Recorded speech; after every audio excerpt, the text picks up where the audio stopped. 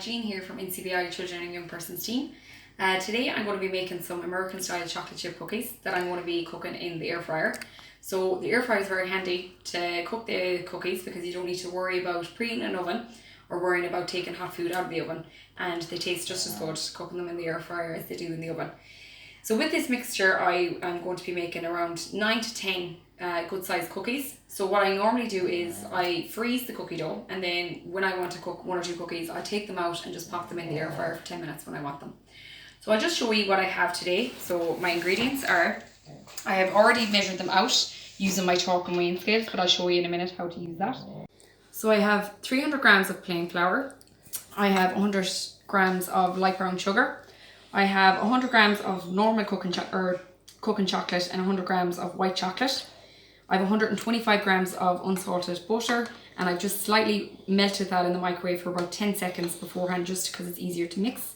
I have my egg, my salt and my bread soda, and I have all my ingredients just left on a tray because it's just easier to find things. So organisation is key, just to have things measured and prepared beforehand, as it'll make the task a lot easier. So over to my equipment, I have my chalk and weighing scales, which I will show you how to use in a second. I have my large mixing bowl and my anti-slip mat. So this is great just for keeping my bowl in place, and when I'm mixing I don't need to worry about it moving or falling off the table or anything like that. And then I just have a plate covered over with greaseproof paper is where I'm going to be putting my cookies when I have them rolled out. And then my mixing tools, I have my fork that I'll be using for mixing and just measuring spoons. So I have half a teaspoon, and a normal dessert spoon. To start off, I will show you how to use the weighing scale. So if I switch it on.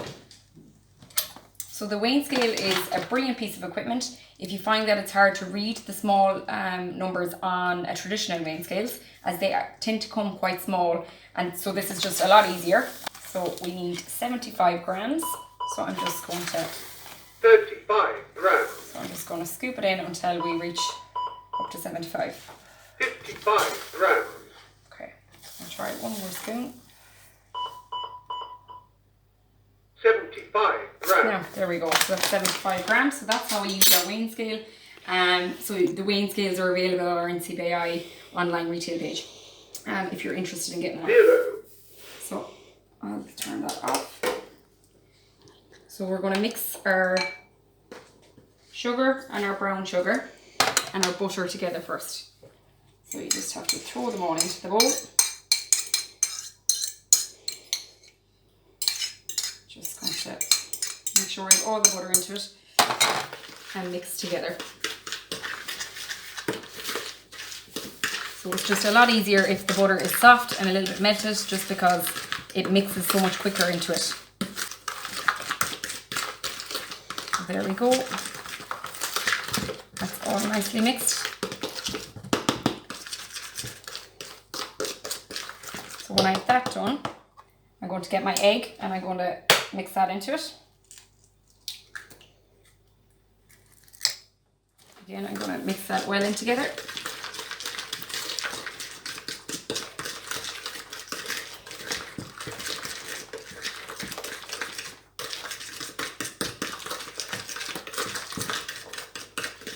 Now, and when that's mixed in, I'm going to put in the rest of my ingredients. So that is my 300 grams of flour. So I'm just going to throw that all in. I need half a teaspoon of salt, so I'll just get my measuring spoon. And just until that's full, I feel that's half a teaspoon of that. And then we need 1 teaspoon of bread soda. So I'm just going to scoop 1 teaspoon of that in. So that's all my ingredients in. So I'm just going to mix it all together until my mixture is dry and dry enough that it's easily molded into cookie dough balls.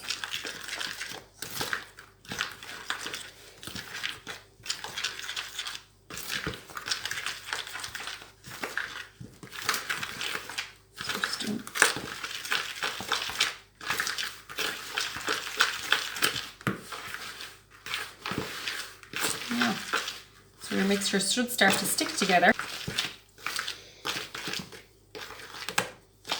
Now, when I have that done, I'm going to just throw in the last ingredient, so that's my chocolate.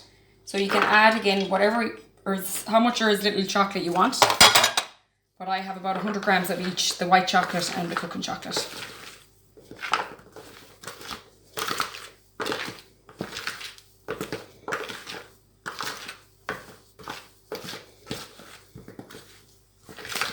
Just mix again so that all of our chocolate is nicely spread around the mixture.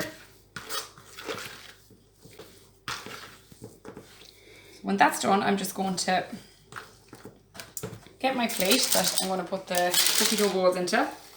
So we want to get our cookie dough or our mixture so that it's nice and easily molded, like so. So the size of the cookies would be about maybe the size of your fist or a golf ball. So when you have that done, I'm going to continue on and mold the rest of them, and I should get about 9 or 10 cookies. And when I have that done, I'm going to be popping them into the freezer just to help them to set, and then I'll be popping them into the air fryer.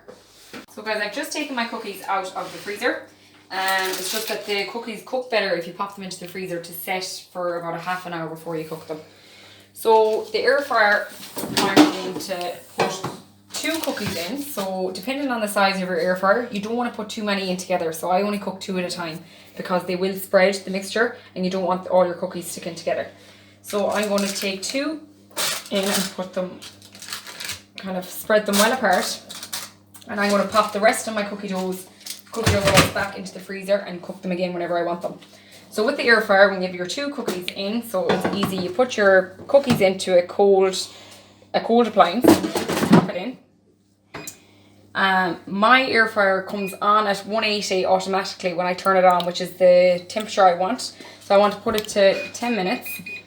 If you are struggling to find or to see the buttons on a digital display like this, that you can always get some bump-ons from NCBI, which are just a tactile guide, but talk to your community resource worker if you want any more information on how to mark up equipment like so. So I've that at 180 degrees and I've set for 10 minutes. So I'm just going to pop it on and I will come back in 10 minutes to see how they're doing. So guys, these are the end result. I switched off the air fryer after 10 minutes because they were perfectly done. So they're golden brown and crispy on the outside and still gooey and soft on the inside. So I've just left them aside on the sink for 20 minutes. Leave them to cool completely for at least 20 minutes before transferring them over. I should have said as well before that I have some greaseproof paper on the tray, so this just makes it easier as well for taking the cookies out. So with the air fryer, it's quick and easy to use. You can take out the tray like so, and the handle never gets hot, so you don't need to worry about burning yourself or anything compared to an oven. As well, if you don't have an air fryer and you still want to use the oven, you can cook your cookie dough balls in the oven at 180 degrees for 15 minutes. So I hope you've enjoyed the video and enjoy making your chocolate chip cookies.